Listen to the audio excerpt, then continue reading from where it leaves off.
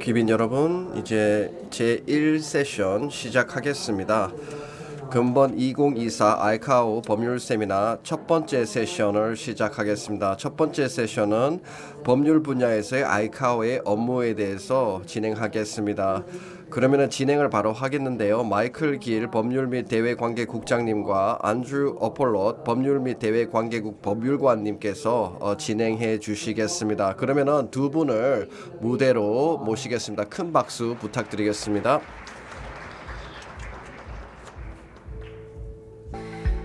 Yes, for this session. 네, 이번 1세션은 두 분을 모시고 진행하겠습니다. 마이클 길 법률 및 대외관계국장님이시고요. 아이카오의 법률 및 대외관계국장, 그리고 두 번째 연사분은 앤드루 오폴롯 아이카오의 법률 및 대외관계국 법률관님이십니다. 두 분을 모시고 1세션을 진행하겠습니다. 두 분 와 계신가요? 무대로 올라와 주시기 바랍니다. 네, 무대로 올라오시면 됩니다. 이제 무대에 올라오셔서 착석하시면 바로 진행하겠습니다. 네, 두 분 큰 박수로 다시 한번 환영해 주시면 감사하겠습니다. And of course, for the first presentation, 네, 그리고 첫 번째 발표는요, 마이클 길 국장님께서 먼저 발표를 해주시겠습니다. 부탁드립니다.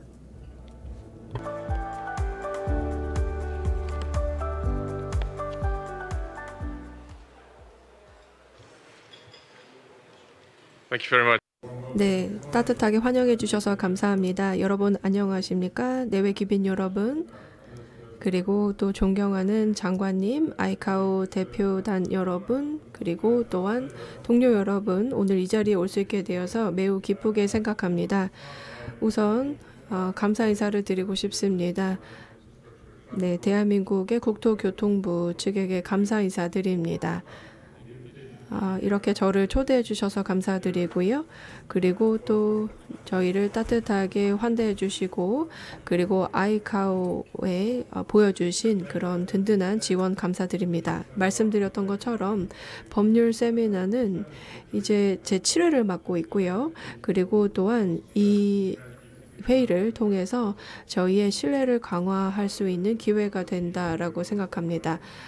저희 함께하고 계신 분들, 그리고 또 온라인에 계신 분들에게 모두 다 든든한 그런 자리가 되겠고요. 그리고 대한민국 정부가 얼마나 저희에게 지원을 해주시는지에 대해서 잘 보여주는 그런 예시라고 할 수가 있겠습니다. 그래서 오늘 이 자리에 올 수 있게 돼서 다시 한번 감사하다는 말씀을 드립니다. 여러분들과 함께 보낼 며칠이 매우 기대됩니다.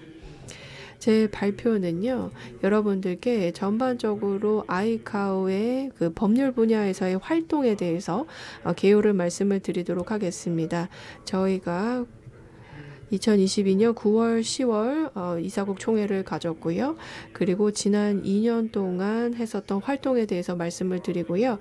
그리고 또 법률위원회가 올해 6월에 회의를 몬트리올에서 개최가 될 것인데요. 준비 과정에 대해서 또 말씀을 드릴 수 있도록 하겠습니다. 네, 그리고 2025년에도 이사국 총회를 대비해서 전반적으로 말씀을 드리겠습니다. 슬라이드에서 보시는 것처럼 이 법률 분야에서의 아이카오의 정책에 대해서 말씀을 드리고, 아이카오 법률위원회 그리고 워크 프로그램에 대해서 말씀을 드리고요. 그리고 아이카오 이사회의 분쟁 해결 역할에 대해서 말씀을 드리도록 하겠습니다. 그 다음으로 이제 앤드루 오폴롯 님께 이제 마이크를 넘겨서 그 다음 발표를 듣도록 하겠습니다. 네, 많은 아이카오 전문가분들께서 이 자리에 함께 계시고요. 그리고 또 와보신 분들도 계실 텐데요. 저희 조직에 대해서 잘 모르시는 분들을 위해서 간단하게 설명을 드리겠습니다. 저희는 유엔 산하에 있는 기관이고요. 그리고 시카고 협약이 1944년 12월 7일에 채택이 되면서 설립이 되었습니다. 세계 2차 대전 이전에 채택이 되었다라고 할 수가 있겠습니다. 유엔 헌장 이전 이후이고요. 그리고 또한 이는 저희가 독립적인 기관으로서 이제 민간 항공을 지원을 하고 있다라고 봐주시면 되겠습니다. 그리고 또한 이 협약을 개정한 것은 2차례밖에 되지 않습니다. 그렇지만 저희가 전 세계의 민간 항공 분야를 거버넌스에 있어서는 매우 중요한 역할을 하고 있다라고 말씀을 드릴 수가 있겠습니다. 그래서 1944년 이후로 그렇게 큰 변화가 없는 그런 협약이라고 할 수가 있겠고요. 현재는 193개의 회원국을 보유하고 있고요. 도미니카가 2019년에 마지막으로 합류를 하게 되었습니다. 그리고 또한 시카고 협약 채택 80주년을 올해 기념을 하게 되기 때문에 매우 중대한 이정표라고 할 수 있습니다. 이는 저희가 이 컨벤션 그 협약의 초안의 강화 그리고 또한 회원국의 이런 지난 80년간의 기여를 잘 보여주는 사례라고 할 수가 있겠고요. 그리고 또 2024년에 많은 내용들을 기념을 하게 될 것입니다. 아이카오 총회는 전략적 목표를 보시는 것처럼 명시하고 있습니다. 그리고 또 여기 슬라이드를 참고해 주시면 되겠는데요. 우선 민간 항공 안전이 중요하겠고, 그리고 역량, 그리고 효율성 강화, 그리고 또 보안과 또 편의 강화가 있겠고요. 그리고 또 말씀드렸던 것처럼 19 부속서를 저희가 채택한 지 75주년이 되는 해입니다. 그래서 또 올해 매우 중요하다고 할 수가 있겠습니다. 그리고 또한 이런 경제적인 부분뿐만 아니라 또한 마지막으로 민간 항공 활동이 환경에 미치는 부정적인 영향을 최소화하기 위해서 노력을 하고 있습니다. 오전에 말씀을 들으셨겠지만 저희가 이런 전략적 목표를 다시 검토하고 있고요.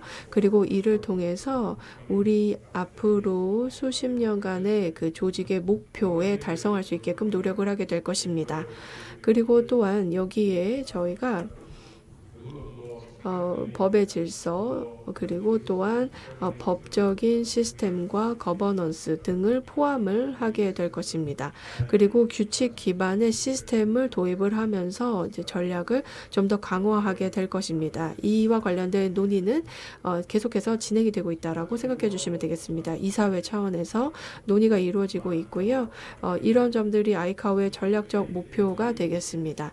그리고 좀 더 구체적으로 법률 분야로 가게 되면은 저희는 아이카오의 정책을 정의하고 그리고 법률 분야가 저희의 A41-4 결의안을 커버하고 있습니다. 이는 법률 분야에 대한 아이카오 정책의 통합적인 성명이고요. 그리고 모든 세션에서 저희가 업데이트를 진행을 하고 있습니다. 아이카오의 정책이 무엇인지를 잘 보여주는 부분입니다. 그리고 또한 이 결의안은 다시 한번 저희의 그 대립과 그리고 또 분쟁이 회원국 간에 발생하는 것을 예방하기 위해서 역할을 하고 있다고 생각해 주시면 되겠습니다. 여기에 3개의 중요한 부록이 있고요. 그리고 또한 부록 C의 경우는 아이카오 국제문서 비준에 대한 내용을 다루고 있습니다. 그리고 다음에 앤드루 오플러 법무관님께서 다음 발표에서 이 주제에 대해서 좀 더 세부적으로 말씀을 드리겠습니다. 이 결의안을 어떻게 저희가 촉구하고 그리고 또 이행을 할 수 있게끔 지원을 하는지 등에 대해서 들으실 수 있을 것입니다. 그 다음 부록 D입니다. D의 경우는 항공법에 대한 교육을 다루고 있는데요. 아주 기본적인 아이카오 활동이라고 할 수가 있겠습니다. 본질적으로 저희가 사무국으로서 여기 총회에 따라서 이 항공법에 대해서 교육을 하고 그리고 또한 이에 대한 지식 강화를 도모하기 위해서 노력하고 있습니다. 매우 중대한 활동이고 그리고 차세대 항공 전문가들 그리고 항공법 전문가를 육성하기 위해서 매우 중요한 부록이라고 할 수 있습니다. 그 다음 부록 G입니다. 항공법 조약을 이행하고 국내 법률 및 규정을 개정하기 위해서 국가의 역량과 효율성을 강화하는 것을 목표로 하고 있습니다. 이러한 그 결의안의 경우는 이 민간 항공의 법률 자문가들의 역할이 매우 중요하다. 법무관들의 역할이 중요하다라는 사실을 잘 보여주고 있고요. 그리고 업계가 이 국제법을 이행하고 조약을 따르는 데 있어서 큰 도움이 되는 그런 틀을 마련해 준다라고 생각해 주시면 되겠습니다. 또 흥미로운 점은 이 결의안이 회원국들로 하여금 아이카오의 활동을 이 역량 강화하는 데 있어서 지원하게끔 요구하고 있다라는 것입니다. 이것이 매우 중요한 부분이라고 할 수가 있겠습니다. 오늘 세미나와 같은 자리가 바로 이러한 노력을 지원해 주는 것이라고 생각합니다. 그 다음 아이카오 법률위원회를 보도록 하겠습니다. 이 법률위원회는요, 1947년에 아이카오 총회 첫 번째 세션에서 설립이 되었습니다. 모든 회원국들에게 개방이 되어 있는 상태로 시작을 했었는데요. 일부의 기능은 매우 특별하다고 할 수 있습니다. 왜냐하면 저희가 그 협약이나 혹은 그 아이카오의 의사회의 결정이라기보다는 저희 첫 번째 그 아이카오 총회 세션에서 설립이 되었기 때문에 더욱더 중대한 그런 가치를 가지고 있다고 할 수 있겠습니다. 그리고 뭔가 구체적인 결정을 내려야 되는 경우 그럴 때 저희가 기능을 하고 있습니다. 하지만 일반적으로 보았을 때 전반적으로 저희는 2년에 한 번씩 모여서 회의를 진행을 합니다. 그리고 법률위원회의 의무를 보시면요. 우선 이사회에게 여러 시카고 협약의 개정에 대한 필요성에 대해서 조언을 한다라든지 그리고 또 이 초안 마련 고안에 대한 부분들 그리고 또 항공법 조약 초안 준비에 대한 부분을 담당을 하고 있습니다. 그리고 또한 저희가 이 국제법의 통합에 대한 부분도 이제 지원을 하고 있고요. 그리고 뭐 항공 재정이라든지 혹은 안보, 보안 등과 관련된 부분에 대해서도 계속해서 저희가 중요한 역할을 수행을 하고 있습니다. 이를 통해서 국제법을 개발하는 데 있어서 많은 기여를 하고 있다라고 말씀을 드릴 수 있겠습니다. 저희 워크 프로그램을 보여드리겠습니다. 여기 지금 보시면 저희 이사회에서 만들게 되었고요. 8개 아이템을 가지고 있습니다. 지금 최우선 과제 순서대로 지금 8개가 있고요. 내일은 여러분들께서 1번 아이템에 대해서 완전한 브리핑을 들으실 수가 있을 것입니다. 그래서 1번에 대해서는 너무 저희가 세부적으로 말씀을 드리지 않겠고요. 전반적으로 아이카오 이사회의 그 분쟁 해결 역할에 대해서 좀 말씀을 드리도록 하겠습니다. 그 다음에 또 다른 최우선 과제가 2, 3, 4번이라고 할 수가 있겠는데요. 여기 지금 현재 법률위원회에서 가장 집중적으로 보고 있는 부분이라고 할 수 있습니다. 그리고 다음 세션에서 제가 말씀을 드렸던 것처럼 다음 세션의 경우는 6월 25일부터 28일까지 몬트리올에서 개최가 될 예정이고요. 그리고 이 세션에서 워크 프로그램의 아이템에 대해서 논의를 가지게 될 것입니다. 그런데 그 중에서 가장 최우선 과제인 아이템에 좀 더 집중적으로 논의를 하게 될 것입니다. 그리고 또한 이 법률위원회 세션에서 새로운 좌장을 선출을 하고 그리고 또 부좌장이죠. 그러니까 의장과 부의장을 선출하게 될 것입니다. 그래서 우리가 현재 의장의 기여도에 대해서 싱가포르에서 지금 의장을 담당하고 계시는데요. 2018년 9월부터의 중요한 여러 기여를 해주셨는데 이 점을 인지하는 것이 굉장히 중요할 것이라 생각합니다. 그래서 내일도 이제 더 들으실 기회가 있겠습니다만 아이카오 법률위원회에 정말 큰 기여를 해주셨고요. 그리고 또 국제 항공법에도 많은 기여를 해주셨습니다. 그래서 이런 점에 대해서 감사하다는 말씀을 드립니다. By the substantive topics then. 네, 그 다음에 법률위원회의 또 다른 아젠다를 한번 살펴보도록 하겠습니다. 네, 저희의 가장 중요한 그 아이템 중에서 이제 두 번째 아이템을 보시면요. 무인 항공기 운용, 민간 항공으로의 통합에 대한 국제법적인 측면을 다루게 되어 있습니다.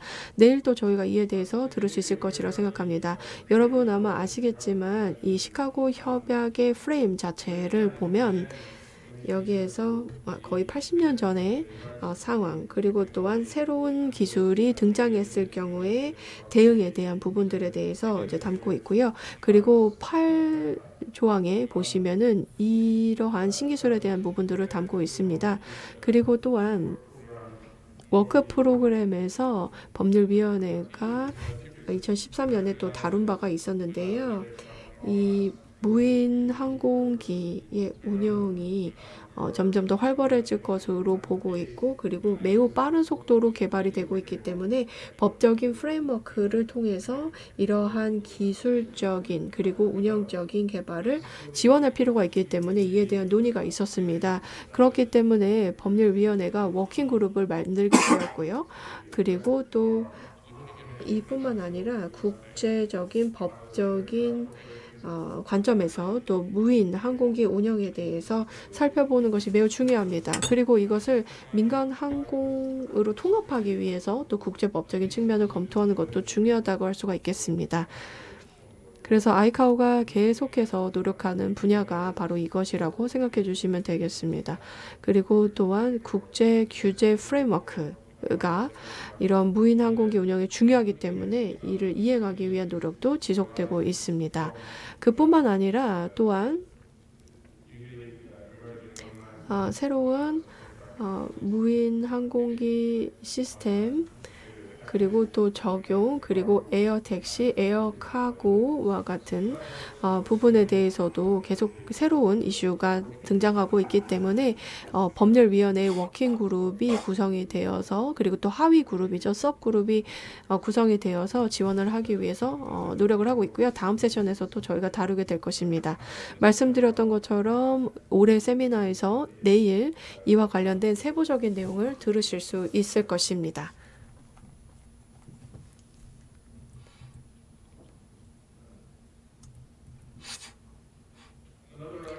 네, 그 다음으로 저희 워크 프로그램의 중요한 파트이죠.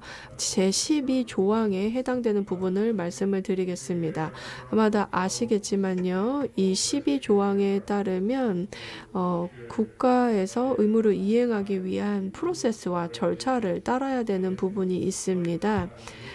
그래서 특히 항공기의 운항 그리고 또 기동과 관련된 규칙과 규정의 준수 여부를 다루게 되는데요. 그리고 이에 대한 규제에 대한 부분 그리고 위반하는 경우에 기소사항에 대해서 적혀 있습니다. 2019년부터 워킹그룹에서 이와 관련된 내용을 다루었고요.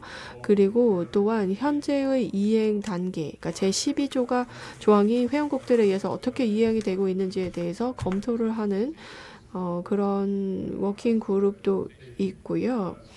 그래서 가장 중요하게 저희가 보고 있는 그 목표는 제12조항에 대해서 아이카오의 규칙과 그리고 가이던스 그리고 권고사항을 각 국가별로 의무를 이행하기 위해서 준수하고 있는지를 검토하는 것이라고 할 수가 있겠습니다.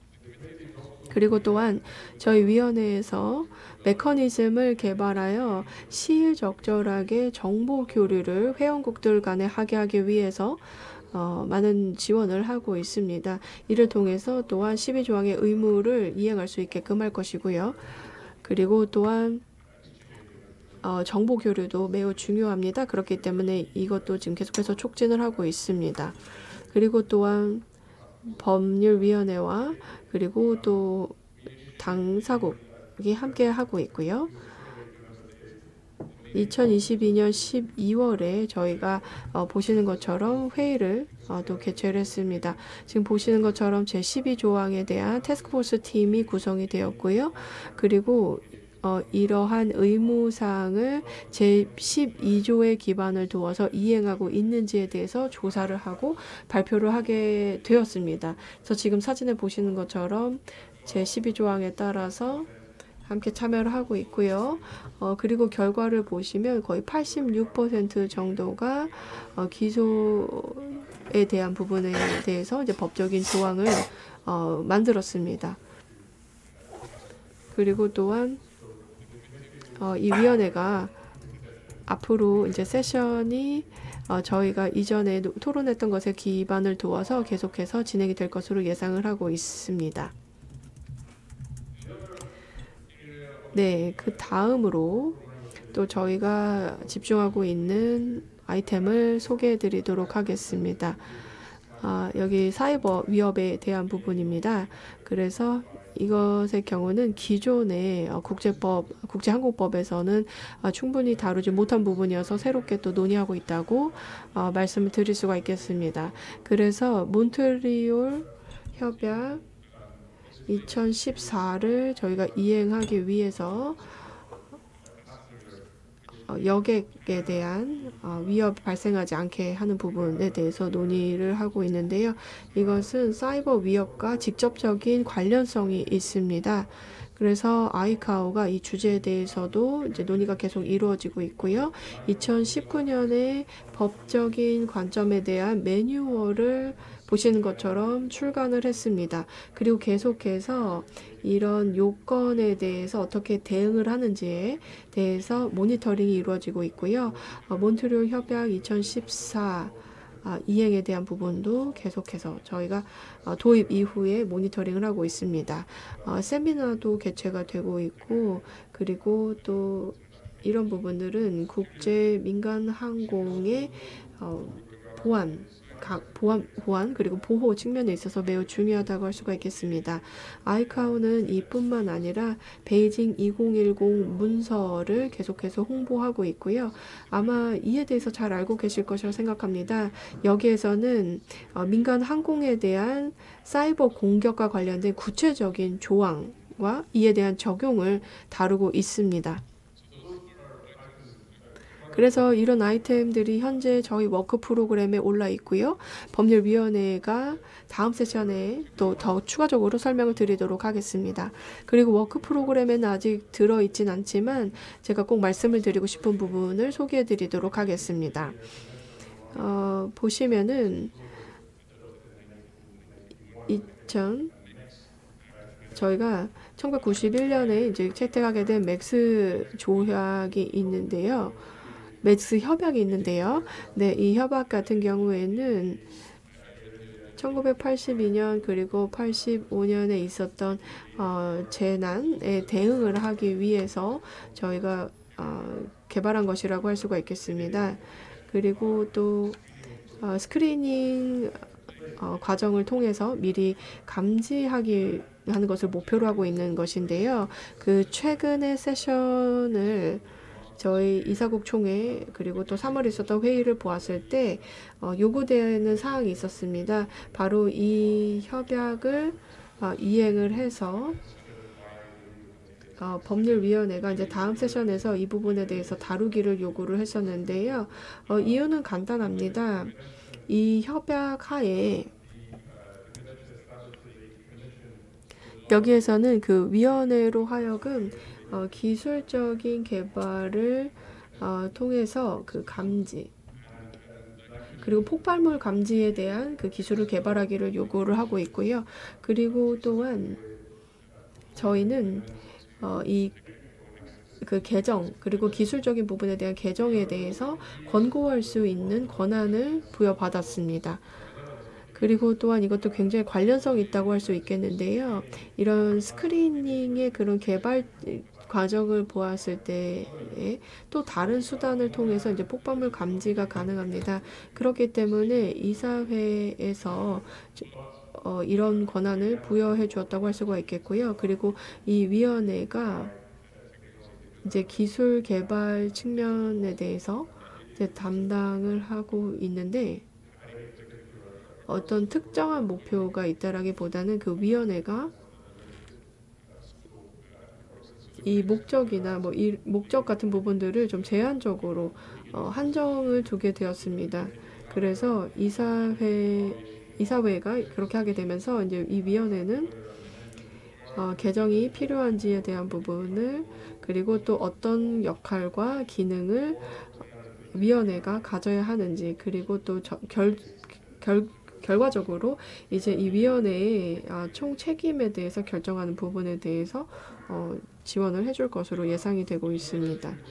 네, 그 다음에 아직 워크 프로그램에 또 오르지 않은 또 하나 말씀을 드리자면요. 바로 데이터 보호와 국제 항공 운송에 대한 것입니다. 이는 업계에서 가장 우려하고 있는 이슈 중에 하나라고 할 수가 있겠습니다. 그리고 또 저희 이제 아이아타에서 오신 동료분이 계시는데요. 또 나중에 또 발표에서 말씀을 해주시겠습니다만 왜 이 데이터 보호 등이 저희 분야에 있어서 중요한 그리고 우려스러운 주제인지에 대해서 좀 더 설명을 해드리도록 하겠습니다. 2023년 9월에 저희가 아이아타와 합동 세미나를 개최를 했는데요. 그 당시 국가 데이터 보호법의 복잡성 그리고 또 관할권 간의 데이터 전송 시 개인 데이터 보호의 중요성에 대해서 강조를 한 바가 있습니다. API 그리고 또 승객에 대한 데이터 그리고 또 PNR이죠. 그 이름과 그리고 기록 데이터들의 데이터 전송 시의 보호 중요성에 대해서 논의를 한 바가 있습니다. 그리고 더 폭넓은 그 우려사항에 대해서 그리고 총체적인 관점에 대해서 저희가 공유를 할 수가 있었는데요. 저희 업계 그리고 또 위원회들이 이런 내용에 대해서 고려하고 있다라고 말씀을 드립니다. 그래서 저희 아젠다를 보시면 굉장히 다양한 내용이 있다라는 것을 보실 수가 있습니다. 그리고 또 아주 흥미로운 그런 주제들도 많이 고려를 하고 있습니다. 그 다음으로 이제 법률위원회에 대해서는 말씀을 드렸고요. 다음으로 저희 그 분쟁 해결 기능에 대해서 이사국 총회의 역할에 대해서 말씀을 드리겠습니다. 말씀을 드렸던 것처럼 그리고 또 내일 또 듣게 되실 텐데요. 이런 그 규칙과 그리고 절차의 개정에 대해서 좀 더 말씀을 드리시겠지만 그 전에 간략하게 말씀을 드리겠습니다. 저희 아이카오 이사회에서 분쟁 해결에 대한 기능은 시카고 협약 제84조항에 따라서 이루어지게 됩니다. 그래서 위임받은 협의회가 심의를 하게 되고요. 그리고 이 조항을 보시면 만약에 2개 이상의 당사자 간의 이 문서 제출이나 혹은 해석에 대해서 동의하지 않는 그런 사항이 발생이 된다. 그리고 또한 협의로 인해서 이에 대해서 합의가 이루어지지 못하면 이를 이제 뭐 예를 들어서 재판소에 이제 회부시킬 수가 있는 것이라고 보실 수가 있겠습니다. 뭐 ICJ나 혹은 중재재판소에 항소를 할 수도 있고요. 그리고 또 여기 이와 관련된 저희가 분리된 규칙이 있습니다. 그래서 84조에 따라서 저희가 각각 있고요. 그리고 1954도 있고 그리고 또 법률위원회의 조항에 따라서 계속해서 이 규칙과 절차는 업데이트를 하고 있습니다. 그리고 역사를 돌아보시면요. 12개의 사례가 재판에 붙여진 것을 보실 수가 있고요.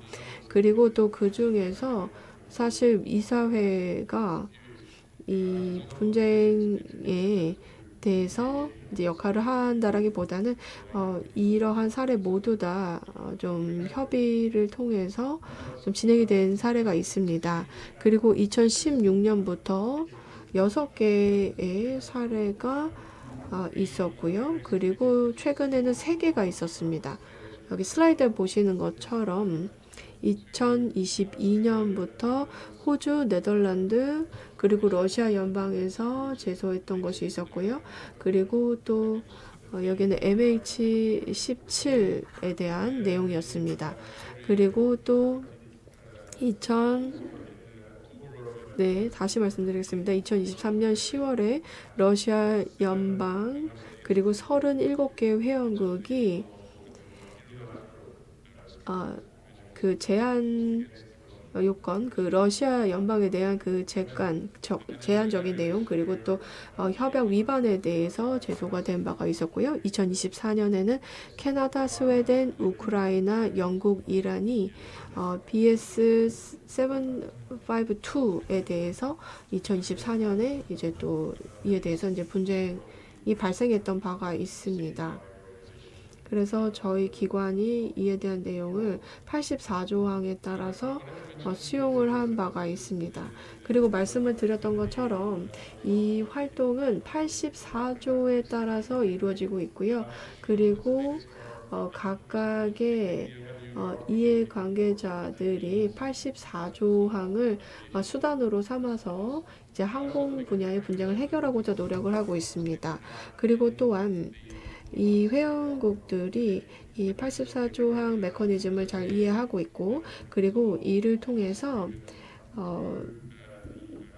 분쟁을 해결을 하고자 하고 있고, 그리고 이사회는 이 해결을 위해서 중대한 역할을 하고 있다라고 말씀을 드릴 수가 있겠습니다. 그래서 이 84조항을 활용하는 사례가 점점 더 늘어나고 있고요. 그리고 이런 견고한 메커니즘에 대한 회원국들의 신뢰가 매우 두텁다라고 할 수 있겠습니다. 이제 거의 마지막 단계입니다. 여기 슬라이드를 보시면요. 아마 대부분의 회원국들이 알고 계실 텐데요. 저희 포털을 보시면 저희 그 법무대외 관계국에서 담당을 하고 있는데요. 회원국과 그리고 또 아이카오의 그 안전과 관련된 분야에 대한 웹사이트 페이지입니다. 그래서 각각의 국가의 법률 전문가들, 그리고 또 모두 회원국들이 정보를 이 포털에 계속해서 제출할 수 있습니다. 그래서 최신으로 계속 업데이트를 하고 있는데요.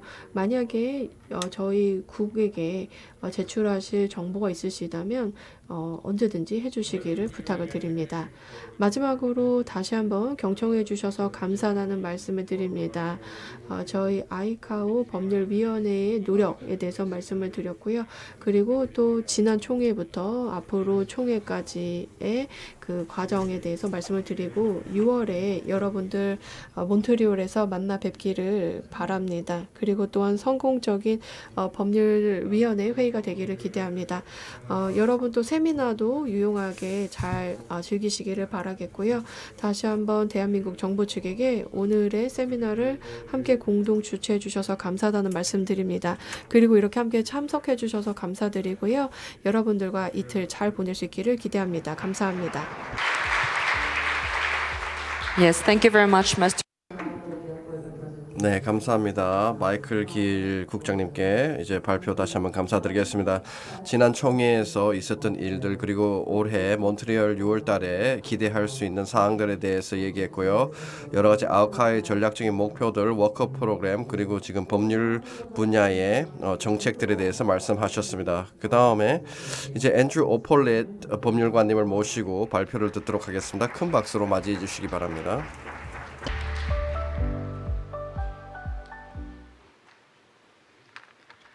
Good morning, all. 안녕하세요. 먼저 대한민국 국토교통부 그리고 대한민국 정부에 감사드리겠습니다. 저희들 이렇게 맞이해 주시고 초대해 주셔서 감사합니다. 저는 2015년 이후 한국을 다시 방문하는 첫 번째 계기가 되고 있는데요. 다시 이렇게 초대해 주셔서 감사드리겠습니다.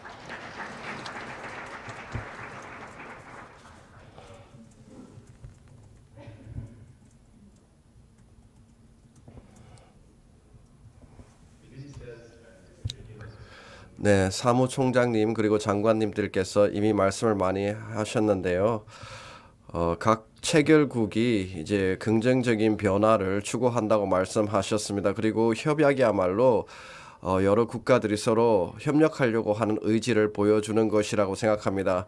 그래서 협약은 give and take의 원칙에 따라서 진행이 되는데요. 이런 전 범세계적인 이제 진행 상황들, 목표들을 이해하고 이 지금 진행 중인 협약들을 채택하고 비준할 필요가 있습니다. 그래야지만이 이제 안전하고 효율적인 민간 항공 분야를 성장시켜 나갈 수가 있는 것입니다. 그래서 오늘 저는 지금 각 체결국이 중요하게 생각해야 되는 협약들이 어떤 것이 있으며 ICAO에서 이 협약이 채택되고 비준이 될 수 있도록 어떻게 활성화 촉진하고 있는지에 대해서 말씀드리겠습니다. 그리고 각 국가 그리고 민간 항공 분야가 어떻게 참여를 해서 이런 협약들이 체결될 수 있도록 비준될 수 있도록 할 수 있는지에 대해서 말씀드리겠습니다. 저희 ICAO는요 법률을 제정하는 데 있어서 두 가지 프로세스가 있습니다. 첫 번째는요 시카고 협약에 대한 개정을 할 수가 있습니다. 시카고 협약을 개정하면 저희가 94조에 따라서 진행이 됩니다. 제 94조 A를 보시면요 개정 발의안이 승인되기 위해 총회 참석자의 3분의 2가 찬성해야 한다라고 되어 있고요. 그리고 그것이 회원국의 최소 3분의 2가 비준해야지만이 그 또 효력을 발생한다라고 되어 있습니다. 네, 그래서 이제 시카고 협약을 개정할 때는 이렇게 진행이 됩니다. 이것이 이제 저희가 겪고 있는 문제입니다. 우리가 개정안을 발의하게 되면은 뭐 예를 들어 94A에 따라서 진행을 되어야 하는데요. 3분의 2가 승인하고 비준해야 한다라고 하는데요. 이제 회원국이 많아지면서 이 3분의 2의 종족수를 채우는 것이 힘들어지고 있습니다. 개정 발의안이 이제 승인되기 위해서 비준되기 위해서 128개국, 128회원국이 비준을 해줘야 하거든요. 그것이 굉장히 어려운 도전 과제가 되고 있습니다. 지금까지 저희 시카고 협약을 개정한 것은요, 이제 제도 및 절차적 변경 사항들이었습니다. 예를 들어 예산이라든지 뭐 회원 국수라든지 언어 뭐 기타 등등 공식 언어 그 다음에 총회 규율들 규정들 이런 것들이 주로 이제 개정되어 왔었습니다.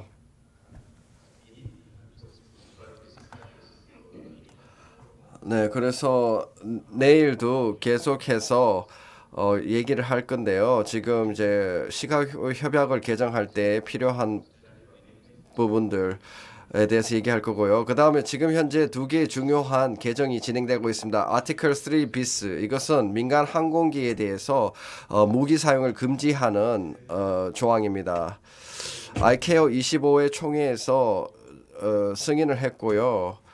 그 당시에 대한항공 국적기 007편이 러시아에서 격추당하는 사건이 있었습니다.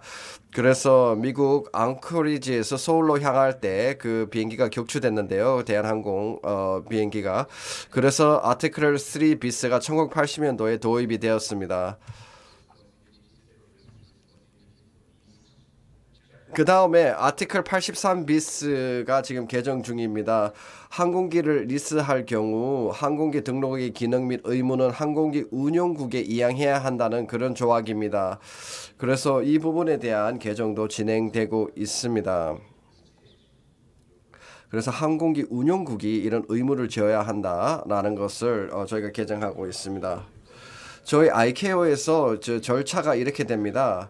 협약을 만들 때 일단 법률위원회 워크 프로그램에 공식 등록시킵니다. 지금 길 국장님께서 잘 말씀해 주셨는데요. 이 워크 프로그램은 리걸 커미티 미팅에서 이제 6월 달에 검토가 될 것입니다. 그래서 우리가 이제 개정하고자 하는 아이템이 있으면 워크 프로그램에 먼저 등재를 시킵니다. 그래서 이 워크 프로그램에 등재가 되면은 워킹 그룹이나 스터디 그룹이 구성이 되어서 검토를 하게 됩니다. 그런 다음에 하부위원회로 이관이 됩니다. 그리고 하부위원회 검토 후에 이제 ICAO 이사회에서 이것을 검토하고 외교회의를 진행합니다. 그리고 이 외교회의에는 모든 국가가 참여할 수가 있습니다. 물론 여기에서 법률국은 계속해서 이 과정을 다 지원하게 됩니다. 여기 이러한 항공법 도구들은요. 아까 이제 시카고 협약 개정할 때 필요한 3분의 2 종족수는 필요 없습니다. 그런 제약을 받고 있진 않고요. 이사회에서 외교회의를 통해서 채택을 하게 됩니다. 그래서 2개 당사국에서 35개국 당사국이 뭐 여러 가지 범위가 있는데요. 그 비준을 해주면은 이게 채택이 됩니다. 2개 국가에서 35개 국가까지 이렇게 비준해서 채택된 경우들이 있었습니다. 가장 최근에 이제 채택된 국제법 도구가 몬트리올 프로토콜 2014년이고요. 이 슬라이드를 보시면 이제 ICAO에서 각 그 협약들을 볼 수가 있습니다. 이런 많은 협약들을 저희가 법률위원회를 통해서 상정을 하고 이사회에서 승인해서 법 도구들을 만들었습니다. 2022년까지 이런 성과를 내고 있고요. 범세계적으로 채택되고 있습니다. 일부 법도구들은 180개국이 승인을 했거든요. 국제관계에서 굉장히 드문 일인데 저희들이 만든 이렇게 법률 도구들이 180개국이 찬성하고 승인하는 경우들도 있다는 걸 말씀드리겠습니다. 그 다음에 ICAO에서는 이제 법 협약을 제정하기도 하지만 또 이런 여러 법률 문서들을 예탁하는 기능들을 또 수행합니다. 행정국 또는 관료에서 일부 국가 간의 협약, 뭐 입법부에서 만든 협약들도 있지 않습니까? 국가 간에. 그래서 이런 협약들이 제정이 되고 비준이 되면은 그것을 비준하고 외교부 장관이 비준을 하고 서명하고 예탁기관에 예탁을 해야 됩니다.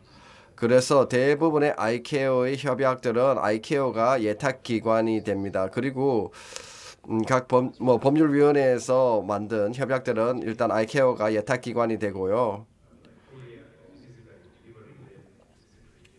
그래서 사무총장에게 몬트리올에 이렇게 서면으로 협약을 제출해야 되고요. 지금 현재는 전자문서 형태로 제출할 수 없게 되어 있습니다. 그래서 사무총장에게 그 직접 문서를 제출하고 이제 행사를 하게 됩니다. 세레머니요. 그래서 직접 이제 운송편으로 이렇게 미국 뉴욕에 이렇게 보내주시면 되는데요. 2022년, 2023년도에는 거의 100여 가지 법 문서를 예탁을 하고 있습니다. 각 국가가 예탁을 맡긴 협약들을 저희가 받고 보관하고 있습니다. 저희가 지금 이제 핵심적인 협약들이 있는데요.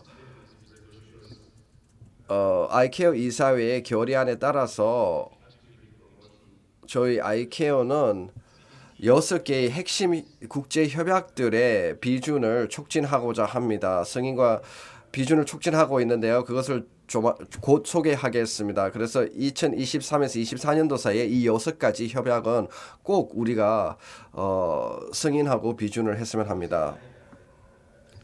이 6가지인데요. 제가 지금 말씀하신 6가지 협약인데요. 첫 번째 1999년 몬트리올 협약입니다.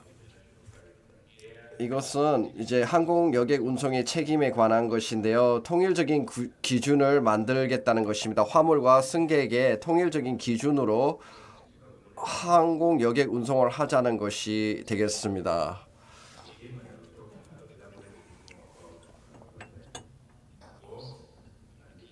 네, 그래서 여기서는 이게 지금 139개국이 참여하고 있습니다만 아직까지 55개국이 참여를 안 하고 있는데요. 이거는 범세계적으로 도입을 해줘야 합니다. 그래야지만이 통일적인 기준을 적용을 할 수가 있는 것입니다. 범세계적으로요. 그 다음에 두 번째 2010년 베이징 컨벤션이 있습니다. 베이징 컨벤션 2010년 이제 협약이 발의 중이고 지금 진행 중인데 이것은 민간 항공에 대한 공격을 억제하는 협약입니다. 불법 납치를 예방하자는 것인데요. 그래서 새로운 위협에 대응하고자 하는 것입니다. 민간 항공기에 대한 새로운 위협들에 대응하는 협약이 되겠습니다. 그것이 또 베이징 프로토콜 210까지 이어지고 있습니다. 그 다음에 MP 2014, 몬트리올 프로토콜 2014년은 1963년도에 협약을 개정한 것인데요.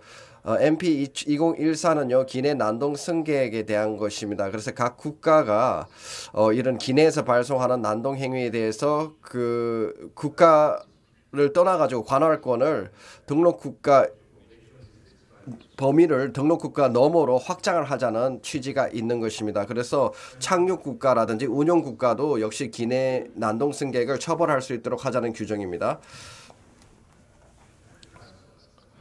그리고 이제 제가 말씀드렸다시피 그 시카고 협약 조항 2개를 개정해서 이사회 회원 국수를 늘리고 ANC 참여 국수를 늘리고자 하는 또 그런 노력도 진행되고 있습니다. 그렇다면은 베이징 인스트루먼트 2010부터 제가 좀 자세하게 설명드리도록 하겠습니다. 2010년도에 베이징 법도구들을 우리가 채택한 바가 있는데요. 새로운 민간 항공 분야의 위협에 대응하고자 하는 것입니다. 그래서 각 국가가 이런 공격 행위에 대해서 대비할 수 있도록 하는 법도구가 되겠습니다. 그리고 그 범법 행위를 하는 자들을 처벌하자는 조항입니다. 이 새로운 위협이라면은 항공기를 이용해서 무기화하는 것이고요. 사실 저희 9.11 사건에서 보시다시피 항공기가 무기화될 수 있지 않습니까? 그런 것들을 예방하기 위한 것이고요. 그 다음에 생물, 화학, 핵 무기의 확산을 예방하겠다는 것입니다. 대량 살상 무기를 항공을 통해서 운송할 수가 있는데요. 그런 것들도 예방하고 또 여러 가지 사이버 공격을 통해서 항공기를 납치하는 행위 이런 것들에 대응하자는 취지가 베이징 컨벤션이 되겠습니다. 한 가지 말씀드리고 싶은 새로운 위협이 있는데요. 아직까지 많이 논의되고 있지 않는데요. 이러한 베이징 컨벤션이 왜 중요한지를 잘 보여준다고 생각합니다. BCN 공격, 즉 생물학, 화학, 이제 그 다음에 핵 공격의 시나리오에 민간 항공 분야가 대비해야 한다라는 것인데요. ICAO가 2005년도에 연구를 용역 준 바가 있습니다. 그래서 생물학적 무기들이 이미 비항공 분야에서 목격된 바가 있습니다. 예를 들어 살인가스 공격이 있었죠. 지하철, 일본 지하철에서 1995년도에 살인가스 공격이 있었고요. 그 다음에 탄저균, 미국의 탄저균 공격이 있었습니다. 2001년도에 이러한 생물학적인 공격들을 우리가 목격을 했고요. 이것은 민간 항공 분야에도 위협이 될 수 있겠다라고 연구 용역 결과가 나왔습니다. 그런데 그 당시에 화학적, 생물학적 무기 공격에 대응하는 우리는 법적인 조항들이 없었습니다. 민간 항공 분야에는. 그래서 베이징 도구에서 저희가 그것을 채택하기로 한 것입니다. 그래서 베이징 협약에서 뭐 바이오 에이전트를 통해서 바이오 제재를 통해서 공격해오는 경우에 대한 대응 조치들을 마련하고 있습니다. 또는 드론이라든지 이런 무기를 통한 공격 또는 항공기 자체를 무기화하는 것들에 대한 대응 방법들이 들어가 있습니다. 저희 ICAO 지침서에 따르면은 이런 DOC 10108 이게 이제 전 세계 이제 민간 항공 분야의 글로벌 리스크를 나열한 것인데요. 여기에 이제 미디엄과 로우 리스크이긴 한데요. 미디엄 리스크라고 해서 이것이 일어나지 않는다는 것이 아니거든요. 우리가 어떤 상황이든 대비할 필요가 있습니다. 그래서 이 보고서에 미디엄 리스크라고 했지만 법적인 프레임워크를 마련해서 이런 문제들을 어떻게 대응해 나갈 것인지를 미리 정해놔야 합니다. 위험 수준은 낮지만 2020년 리스크 프로파일은 드론의 사용도 얘기하고 있고요. 내부자의 공격도 기술하고 있습니다. 드론이나 내부자 공격 공격을 통해서 BCN 무기가 사용이 될 수가 있습니다. 그렇기 때문에 그런 부분들에 대해서 우리가 대항해야 됩니다. 2001년 9.11을 생각하면요. 민간 항공기를 무기로 이용해서 공격을 했는데요. 그것을 예측한 사람은 없었습니다. 그러나 그 다음 날 모든 것이 바뀌어 버렸습니다. 일어날 수 있는 일입니다. 그리고 일어날 수 있다면은 일어나게 됩니다. 그렇기 때문에 우리가 대비해야 됩니다. 지금 제가 말씀드렸던 베이징 협약 두 가지에 대해서 다음과 같은 체결국들이 참여하고 있다는 걸 보여주고 있습니다. 그리고 제가 이제 말씀드렸던 그 예시 외에도 지금 민간 항공 분야에 대한 위협 그리고 ICAO 역할은 UN에서도 지원하고 있습니다. 유엔 안보리에서도 2309 2016년도 안보리 결의안에서 얘기하고 있습니다. 이 도구들을 빨리 비준해서 대테러리즘 활동을 강화해야 한다고 유엔 안보리 결의안도 있다는 것을 다시 말씀드리겠습니다. 그렇기 때문에 여러분들 국가가 현재 이 명단에 없다면 하루빨리 비준을 해주시기 바랍니다. 여러분들이 모국에 돌아가시면은 반드시 강력하게 의견 개진을 하셔가지고요. 각국 정부가 이 두 개 중요한 협약을 진행시키는 데 동참해 주시기 바랍니다. 부탁드리겠습니다. 그 다음에 MP14 같은 경우 말씀드리겠습니다. MP14는 지금 기내 난동 승객 사건들이 많아지고 있습니다. 이미 코로나19 팬데믹 이전부터 기내 난동 승객은 있었지만 이 팬데믹 이후에 기내 난동 승객 사건들이 더 빈번하게 발생하고 있습니다. 특히 보건 정책에 반항하는 그런 활동들이 많아졌지 않습니까?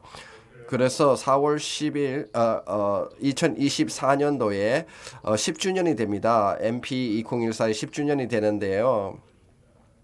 이 프로토콜에 이제 많은 분들이 또 동참해 줘야 합니다.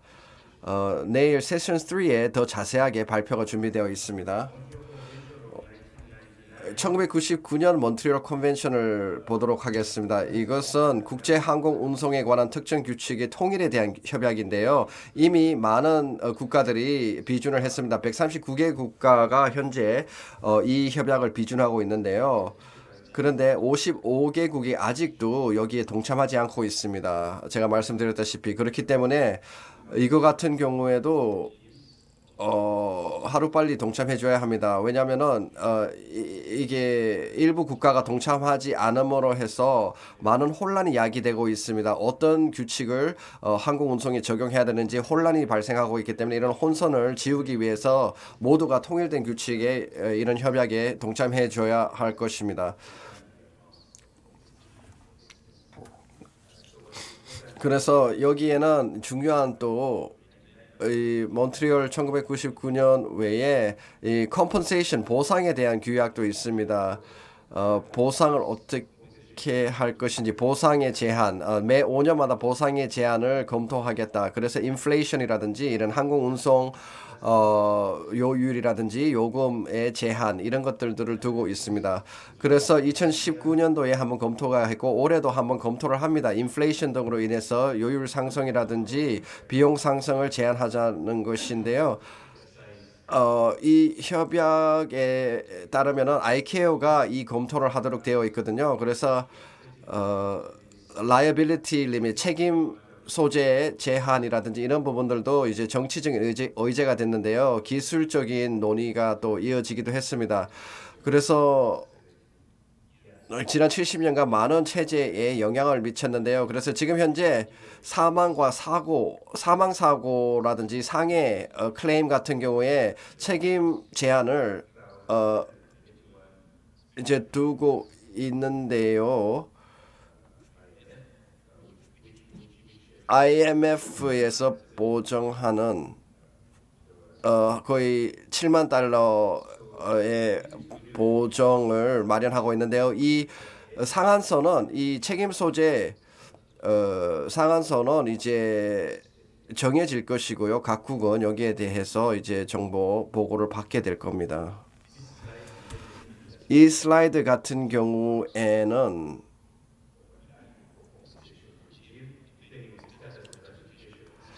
이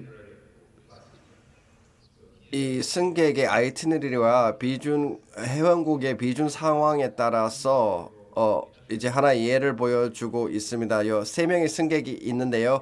각각이 다른 체제의 보장을 받습니다. 예를 들어 패신저 2는 1999에 따라서 MC99에 따라서 보상을 받을 수가 있습니다. 170만 불까지 보상을 받을 수가 있고요. 사고 시 패신저 3 같은 경우에는 그 상한선이 적습니다. 그만큼 보상을 받지 못합니다.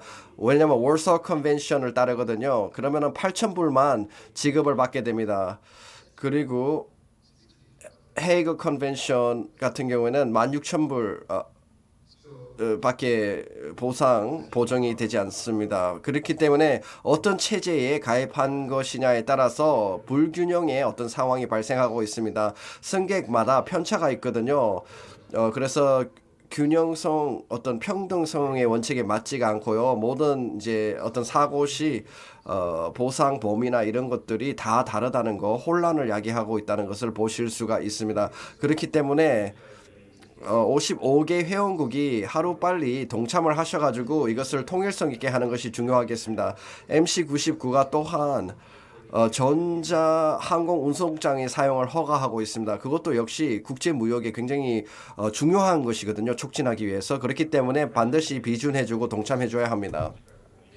그 다음에 시카고 협약을 개정한다는 것이 두 건이 있는데요. 50A, 56조의 개정인데 이사국의 회원수를 늘리겠다는 것입니다. 지금 현재 36개 이사국을 40개국으로 늘리고요. ANC도 19개 국가에서 21개 국가를 참여시키자는 것입니다. 그래서 ANC에 참여하게 되면 그 국가는 ICAO의 업무에 더 직접적으로 관여할 수 있게 되는 그런 장점도 있습니다. 그래서 지금 만약에 이 개정이 이루어지게 되면은 이사국 같은 경우에는 4개의 자리가 더 생기게 되는 것이고요. 이게 4월 5일 기준으로 이제 90여 개 국가가 지금 이것을 찬성을 했고요. 이제 나머지 국가들도 이제 이것을 빨리 비준해 줘야 합니다.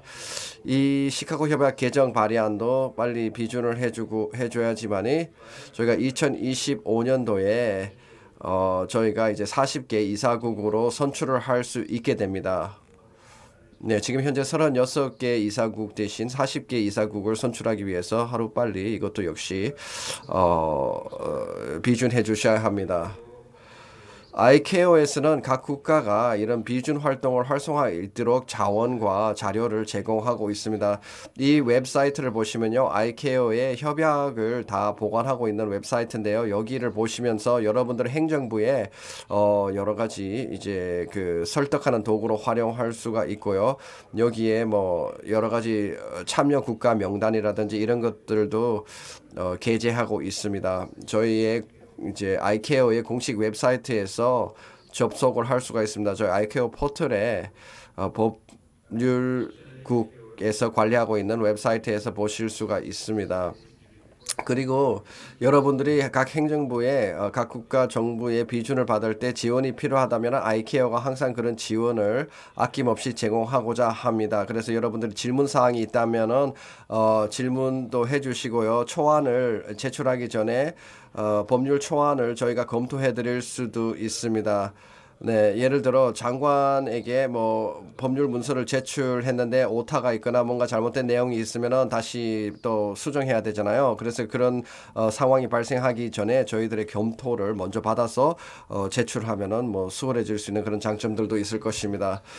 그리고 지금 저희가 하고 있는 주요 활동들입니다. 저희 ICAO에서 여러 가지 협약 비준을 활성화하기 위해서 이제 지원 활동을 이렇게 합니다. 이런 법률 세미나 같은 것들도 개최하고 있고요. 그 다음에 이 외에 국제 행사들을 많이 개최하고요. 그 DGCA 미팅에서 연설도 하고요. 뭐 여러 포럼에 저희가 참여를 하고 있습니다.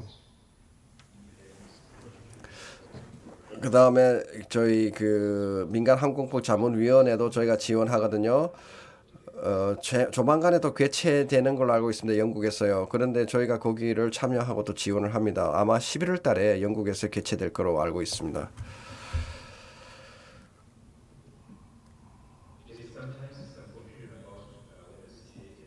CAA의 역할에 대해서 말씀드리겠습니다. 많은 민간 항공청이 어떻게 비준을 활성화할 수 있는지에 대한 혼란이 있는 경우가 많습니다. 왜냐하면은 이런 법규의 비준, 이런 협약의 비준은 CAA에서만 하는 것이 아니라 여러 정부 부처에서 승인을 해줘야 하는 부분들이 있는데요. 그 민간 항공청에서 분명히 이것을 챔피언하고 활성화시켜 나갈 수 있는 역할을 해줄 수 있다고 생각합니다. 각국 정부에게 그 강력하게 그 의견을 피력하고 이 필요성을 다시 한번 강조하고 이해관계자들과의 어떤 대화를 주도할 수가 있고요.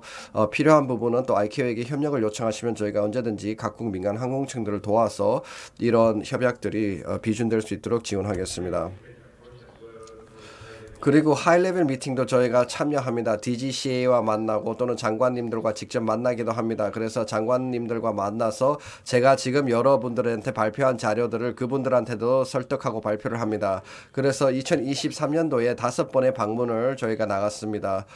직접 DGCA 그리고 이제 장관들을 만나고 이제 자원과 시간을 절약할 수가 있습니다. 각국의 이게 비준 노력들을 속히 할 수 있도록 저희가 지원을 했습니다.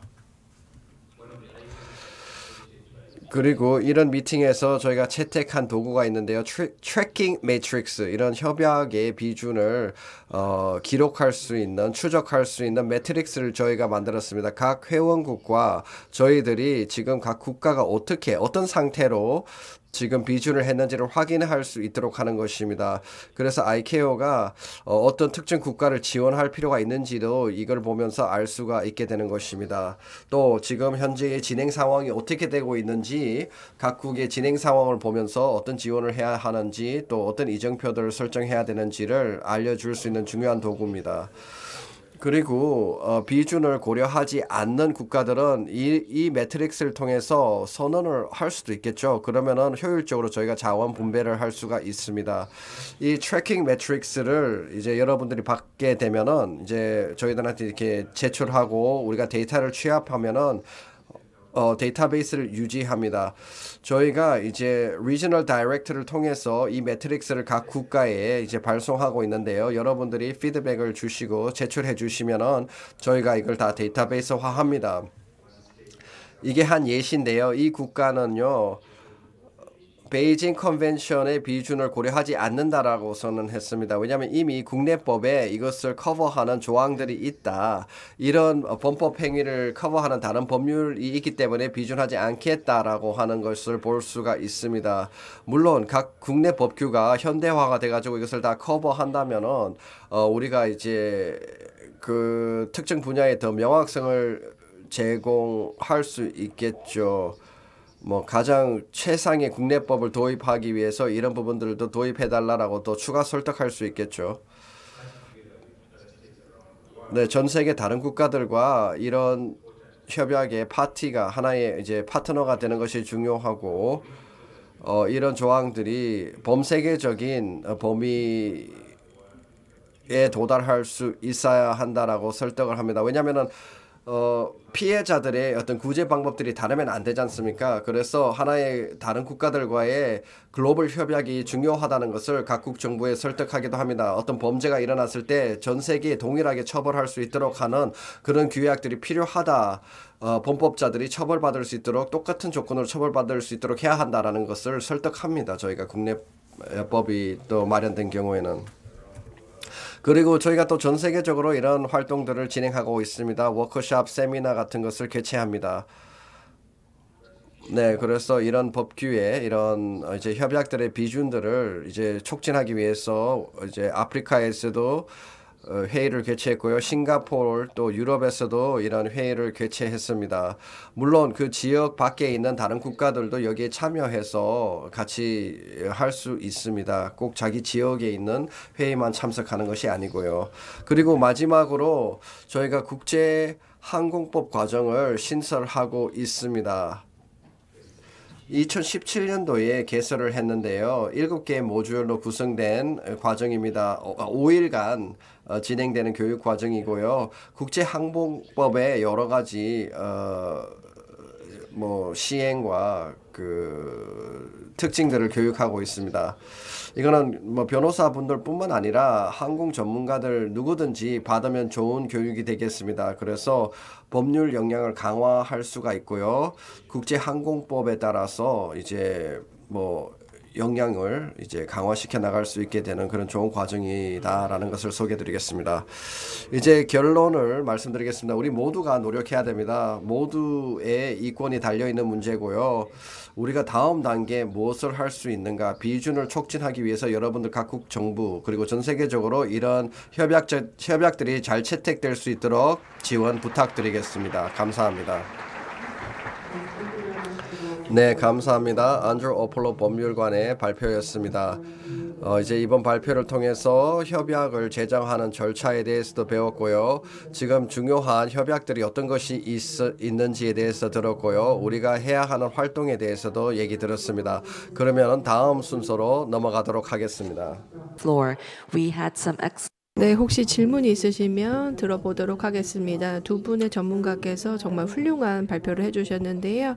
이 두 개의 발표에 대해서 혹시 질문이 있으시면 손을 들어주시면 저희가 마이크를 전달해 드리겠습니다. 네, 이쪽 코너 쪽에 안경 쓰신 분께서 손을 들어주셨는데요. 네, 마이크를 전달해 주시면 감사하겠습니다. 네, 질문을 하시기 전에 먼저 소개 부탁드립니다. well, then before you go ahead with your 네, 질문을 하시기 전에요. 동시통역기를 착용을 하셔야 될 것 같습니다. 네, 그래야 질문을 이해하실 수 있을 것 같습니다. 해주시면 될 것 같습니다. 잠시만 기다려 주십시오. So fix it to channel 2. 네, 2번 채널이 영어입니다. 네, 준비가 되셨나요? 되신 것 같습니다. 맞습니다. 예, 아이카오의 이제 업무에 대해서 이제 근원적인 질문을 드리고자 합니다. 한국의 항공안전법에는 항공기가 공기의 반작용으로 뜰 수 있는 기기라고 정의되어 있습니다. 그런데 항공기법 제2조 1항에 항공기에 그 예외인 조항이 있습니다. 그게 지표면 또는 수면에 대한 공기 반작용은 항공기가 아니라고 되어 있습니다. 그 부분이 항공기의 아닌 부분에 윙잉 그라운드 효과, 그러니까 위그선에 대한 기기는 항공기가 아니라고 되어 있거든요. 그러면서 앞에 부분에 지표면 또는 수면에 대한 공기 반작용은 제외라고 되어 있습니다. 그러면은 수면에 대한 공기 반작용은 IMO 국제해사기구의 그런 기준이 정해져 있습니다. 그런데 지표면, 그러니까 지면 플러스 수면에서 지면은 수면과 똑같습니다. 그러니까 지면 효과와 수면 효과가 같을 때 지면 비행 자동차도 생길 수 있거든요. 그러면은 IMO가 아이카와 협약을 맺은 그 윙잉 그라운드 크래프트의 그 법령과 같은 윙잉 그라운드 카, 그러니까 플라잉 카와 아이카오의 그런 협약에 대한 준비가 되어 있는지 여쭤보고 싶습니다.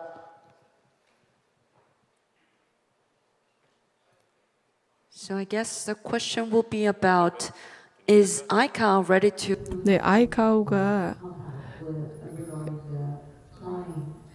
그 UAM과 관련돼서 컴팩트를 구성할 수 있는 준비가 되셨는지에 대한 질문인 것 같습니다.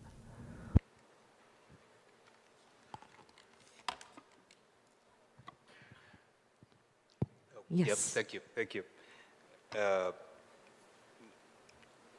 The question. 네, 그 질문이 그 항공기의 정의에 대해서 이제 말씀해 주셨는데 그 시카고 협약에 보시면 그 항공기가 예를 들어서 이제 이에 대한 정의가 있고요. 그리고 또 저희가 이것이 저희 협약의 프레임워크로서 그 항공기의 정의로서 사용이 되어 왔었고요. 그리고 또 지금 현재의 기술 단계에 맞춰서 정의가 이루어졌다고 생각을 합니다. 그런데 이제 이 정의가 진화가 이루어지게 될 것이고 현재 기술에 맞게끔 이제 개선이 되어야 되겠습니다. 그 질문을 들어보니까 그 NX 부속서로서 추가가 될 수 있는 부분인 것 같습니다. 협약 자체 개정이라기보다는 부속서로 가능할 것 같은데요.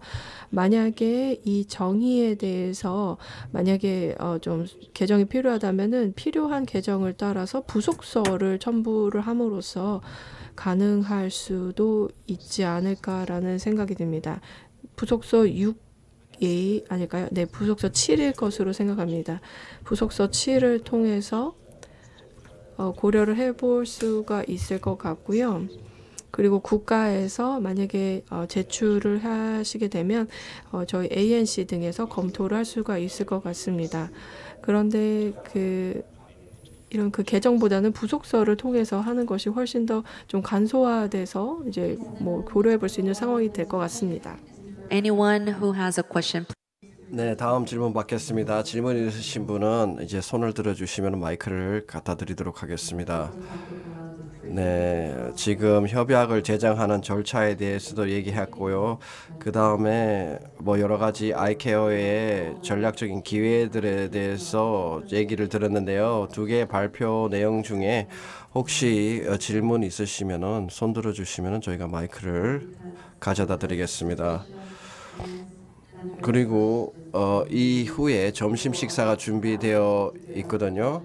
뭐 점심 식사 시간 중에 개인적인 질문을 하려고 하는 분들도 계실 것 같은데요. 그런가요? 네, 고개가 끄덕끄덕하는 것이 보입니다. 만약에 그렇다면은 이번 세션은 여기서 마치는 것이 어떨까 생각합니다. 박수, 두 분에게 큰 박수를 보내주십시오.